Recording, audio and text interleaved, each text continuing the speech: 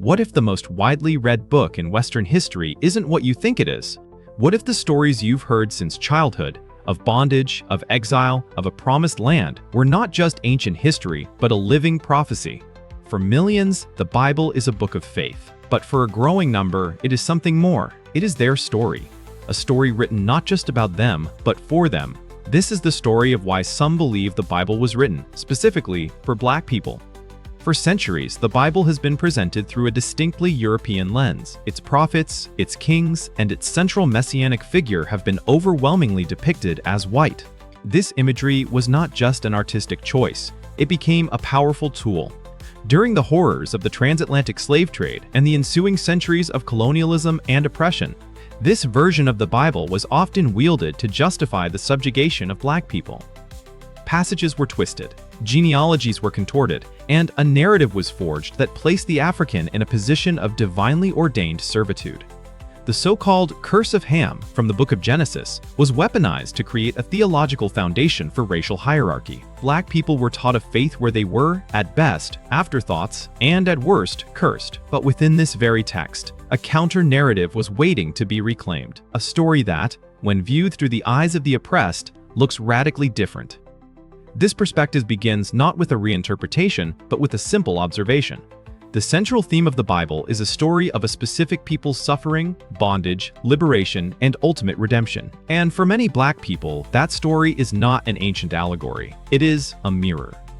The foundation of this belief rests on the profound parallels between the biblical narrative of the Israelites and the historical experience of Africans in the diaspora. The book of Exodus describes the enslavement of the Hebrews in Egypt. They were a people in a foreign land, stripped of their freedom, forced into brutal, unpaid labor to build the wealth of a powerful empire. They were subjected to the whims of a cruel pharaoh who saw them as nothing more than property. Now, consider the 400 years of chattel slavery. Africans, stolen from their homeland, were forced onto ships and brought to a strange land. They were stripped of their names, their languages, their cultures, and their humanity. They were forced into brutal, unpaid labor to build the wealth of a new empire. They were subjected to the whims of cruel masters who saw them as nothing more than property. The parallels are not just similar. For many, they are identical in spirit and in substance.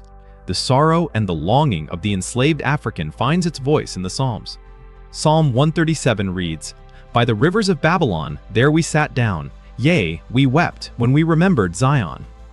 How shall we sing the Lord's song in a strange land?" This is the heart cry of the Negro spirituals. Songs like "Go Down, Moses" weren't just religious hymns, they were codes for liberation, a direct identification with the enslaved Israelites. Harriet Tubman, the conductor on the Underground Railroad, was not coincidentally called Moses. She was embodying a role that her people saw as their own biblical destiny. A divinely appointed leader to guide them out of bondage and toward a promised land of freedom. This Exodus narrative becomes the central metaphor. The liberation from Egypt isn't just a one-time event, it's a recurring theme. God, in this reading, is fundamentally a God of the oppressed. His defining act in the Old Testament is not one of abstract theology, but of concrete, political liberation. He hears the cry of the enslaved, and he acts. So, the question arises, if God consistently sides with the downtrodden, the enslaved, and the marginalized, whose experience in the modern world most closely reflects that of the biblical Israelites? For many, the answer is unequivocally the Black experience. But the argument goes deeper than thematic parallels. It delves into the very geography and genealogy of the scriptures. For one, the Bible is not a European book. Its world is centered in the Middle East and Northeast Africa. Egypt, a cornerstone of the biblical story, is an African nation. The powerful and respected kingdom of Ethiopia, referred to as Cush in Hebrew, is mentioned over 40 times in the King James Bible, almost always in a positive or powerful light. Genesis 2 tells us that one of the 4 rivers flowing from the Garden of Eden, the Gihon, compasseth the whole land of Ethiopia. This places Africa at the very dawn of the biblical creation story. Think of the influential figures. The revered prophet Moses was raised as a prince of Egypt, and his wife, Zipporah, was a Cushite woman, an Ethiopian. This means the children of one of God's most important prophets were, by any modern definition, of African descent. The powerful Queen of Sheba, who traveled to witness the wisdom of Solomon, is widely believed by scholars and in Ethiopian tradition to have been the ruler of a kingdom in modern-day Ethiopia and Yemen. Their union, according to the Ethiopian holy book, the Kibra Nagast, produced a royal line that is believed to continue to this day. This perspective challenges the whitewashed images of biblical characters by pointing to the text itself. Consider the famous and often debated description of the glorified Jesus in the book of Revelation, chapter 1. His hair is described as being like wool, and his feet like fine brass, as if they burned in a furnace. Proponents of this belief argue that wool is a direct reference to the texture of African hair, and feet the color of burnt brass is a clear description of dark, melanated skin. Similarly, in the Song of Solomon, the female lover, a stand-in for the beloved of God, declares, "I am black and beautiful, do not look upon me, because I am black, because the sun has tanned me." For centuries, this was explained away as a metaphor for sin or hardship, but in this reclaimed reading, it is taken at face value, a simple, proud declaration of her dark skin. The Bible, in this view, is not silent on the ethnicity of its people. It has simply been silenced by interpreters. The original Israelites, living at the crossroads of Africa, Asia, and Europe, were a people of color, far more diverse than Western art has ever allowed. So, what is the application of this belief? Why does it matter so profoundly? It is an act of radical spiritual reclamation.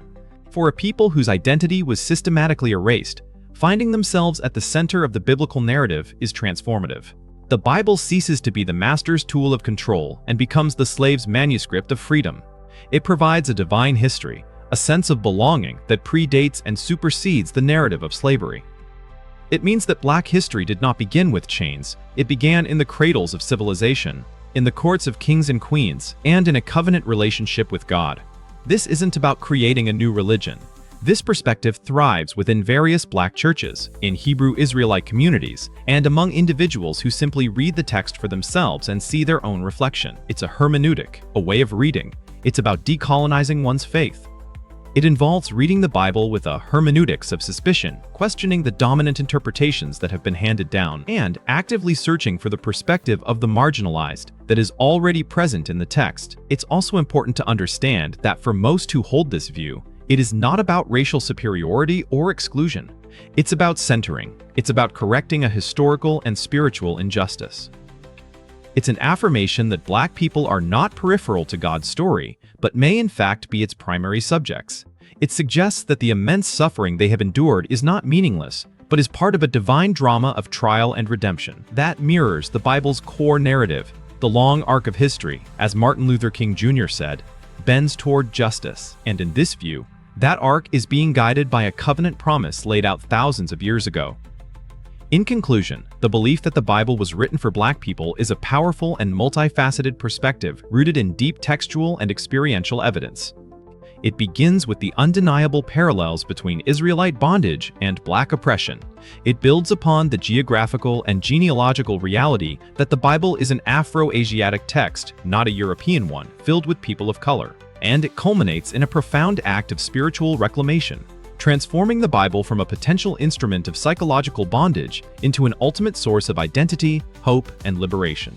It reframes the narrative, suggesting that the story of a peculiar people, chosen, scattered, oppressed, and promised redemption, is a story that continues to unfold today. And for many, they are that people. What do you think?